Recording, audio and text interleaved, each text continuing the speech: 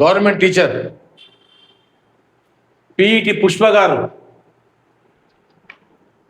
PET Pushpa wine shop వచ్చే ఉద్యోగం పాయే, వైన్ షాప్ వచ్చే ఉద్యోగం పాయే. మద్యం టెండర్ దక్కించుకున్న పిఈటి సస్పెన్షన్ వేటు వేసిన డిఈఓ. పిల్లలకు విద్యాబుద్ధులు నేర్పాల్సిన ఓ టీచర్ మద్యం టెండర్లో పాల్గొన్నారు. లక్కీ డ్రాలో వైన్ షాప్ దక్కిన ఆ సంతోషం ఆమెకు ఎన్నో రోజులు నిలవలేదు. మహబూబ్ నగర్లోని రామ్నగర్ బాలికల ఉన్నత పాఠశాలలో పీఈటీగా పనిచేస్తున్న పుష్ప పేరుతో ఆమె భర్త ఇటీవల మద్యం టెండర్ వేశారు.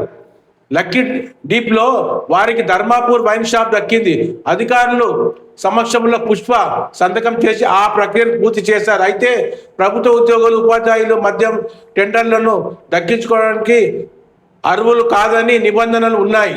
ఈ క్రమంలో వ్యక్తి టెండర్లు ఖరారు రోజున అధికారులు ఫిర్యాదు చేశారు.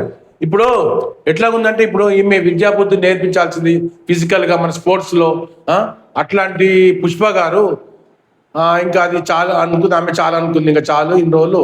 ఇప్పుడు మనం వైన్ షాప్ పెట్టి 90 తాగితే ఎట్లాగా, క్వార్టర్ తాగితే ఏంటి, హాఫ్ తాగితే ఏంటి, ఫుల్ ఎంతమంది తాగొచ్చు అంటే ఆ బుద్ధి చెప్పి మళ్ళీ ఇప్పుడు వైన్ షాప్కి వచ్చి ఆవిడ కూడా అంటే ఏ రకంగా మారుతున్నారు జనాలు చూడండి. అంటే ఆమెతో కూడా తప్పని అనట్లేదు. ఆమె భర్త గారు తన పేరు పెట్టుకుంటే అయిపోయేది. ఒకవేళ ఈమె అంటే గవర్నమెంట్ టీచర్ కాబట్టి ఈమెకి ఏమైనా కొంచెం ఉంటుంది కదా సెంటిమెంట్గా, లేడీస్లో ఇంట్లో సెంటిమెంట్, ఆమె పేరు పెడతాం, మన లక్కీ డ్రాలు వచ్చింది, నీకు ఉద్యోగం వచ్చింది గవర్నమెంట్, ఇల్లు ఏదైనా లక్కీ డ్రా, అప్పుడు ₹1 కడితే ₹1,00,000 డ్రా వచ్చేది. అట్లా లేడీస్ విషయంలో ఆవిడ పేరు పెట్టుంటాడు, అయినా తప్పు లేదు. మళ్ళీ ఇప్పుడు ఆమె స్పోర్ట్స్లో చెప్తుందా, లేకపోతే వైన్ షాప్లో ఏమేమి చెప్తుందో మీకు తెలుసు కదా.